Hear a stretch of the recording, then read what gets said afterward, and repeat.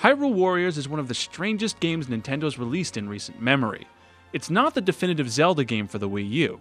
Instead, it's a spin-off developed not by Nintendo themselves, but by Omega Force. They're best known for the Dynasty Warriors series, a collection of repetitive beat-em-up games. So Hyrule Warriors is a Dynasty Warriors game, with Zelda characters. Here's why this is a good thing. It's mindless fun. The game is by no means deep or difficult. You can just zone out for 10 minutes and still rack up hundreds of kills without really learning anything. No matter who you choose to play as, you're ridiculously overpowered, destroying everything and everyone in your way. And there's a good cast of characters to pick from. I mean, let's be honest, you're gonna go for Link first, but it's nice to play as someone other than the green dude. Ganondorf is a beast, and the rest of the roster follows suit. Now, the battle music is awesome. It frequently draws from classic Zelda scores, but there's also remix versions of the old school tracks to reflect the heavy metal vibe that Dynasty Warriors features. Somehow it works. You never really forget that this is a Dynasty Warriors game, but the Zelda skin has a lot of little touches and quirks that'll make you smile. Sheik's Heart plays the opening notes of the Song of Storms and Zelda's Lullaby. There's an adventure mode with an interface styled like the original NES Zelda. And for what's essentially a Dynasty Warriors game, which usually don't have the best graphics, Hyrule Warriors looks good.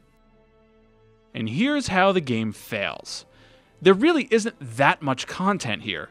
Legend Mode takes 7-ish hours and there's no branching factions like traditional Dynasty Warriors games. There's probably not enough here to get the purest of Zelda purists to give it a shot.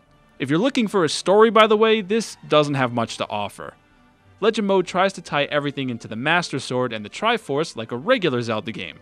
But the concept is hokey and the dialogue is just straight up lame.